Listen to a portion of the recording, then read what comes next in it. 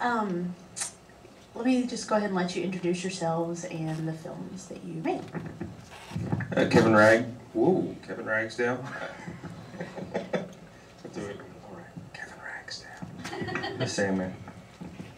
Rich Ragsdale, Sandman. The Sandman, did you use a special camera, or did you do all those effects with a program? I shot it on mini DV, and I did it all in Final Cut Pro. You guys want to talk about your budgets? We shot the Sandman for about $1,000. You know, and the most expensive part was renting the costumes. Because they were all period costumes. That was about $600. And we built the automaton out of stuff, parts around the house. Parts around the house. And we shot it all in my brother's. Okay. My brother has a big open space in his house, and so we just built all the sets. I mean, the sets were all like this big, Oh, okay. So we would just, keep everything tight. Cool. Do you only use storyboards, and if so, how strict do you stick to them? I storyboarded actually every single shot in the Sandman, so we shot it all in a day, so we had to get a lot done. The post process on it took a long time, and with the production part was really short. But yeah, just to add a little bit to the sort of the one-day shoot thing, is there's a lot of the preparation still goes in, storyboarding each shot, doing a longer casting process to get just the right people. We really scored with that's a German guy, that we had, and I don't know if you notice it, like one eye moves, and that was, he was in a car accident and one of his eyes just doesn't move, and that was one of those happy accidents that we found out right at the time.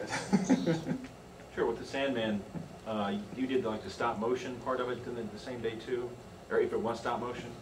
Well, some of the animation was done on the same day. The animation of the girl, when the girl would move, we shot her with a still camera, 35mm, like SLR. But the gears and the robot hand and all that stuff, that we did that later, a couple days later.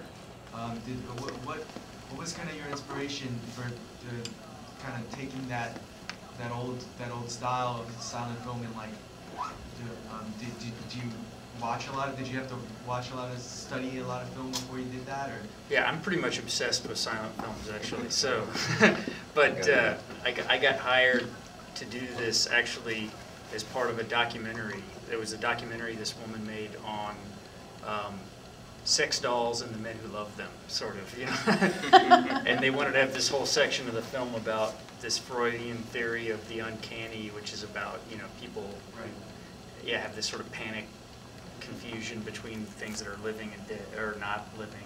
Freud got the idea from the Sandman story.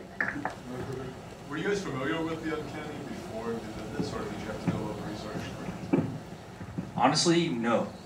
And I read, she I watched her documentary, and she set up, she was setting all that stuff up. And actually, some guy had shot a version of the Sandman on Super 8mm a long time ago, but it looked really crappy. And so, she was like, why don't you replace this? And she'd seen some of my animation and stuff I'd done. But, and I read the Sandman short. I'd never read it before that, and tried to sort of work it in so it would relate to the short, relate to the Freudian thing, and then also I get to sort of play with my silent film obsession. So. Have you seen any of Guy Maddin stuff? Because this was reminiscent of some of his short. Yeah, I love Guy Maddin stuff. Actually, Rich had a short last year that was in front. Was it last year? it was a year before. I'm I sorry, think, yeah. the year before that was in front of a Guy Maddin film. What was your short? 'Cause I probably saw It was called Into Something Rich and Strange, and they showed it was like my short, and then a short by the Brothers Quay, and then a feature by Guy Maddin. He Like was very Howard's happy. Winnings. Yeah, I felt kind of silly, honestly. I met him not too long ago actually, and he was about as nice a guy as you could possibly hope to meet. So. What was really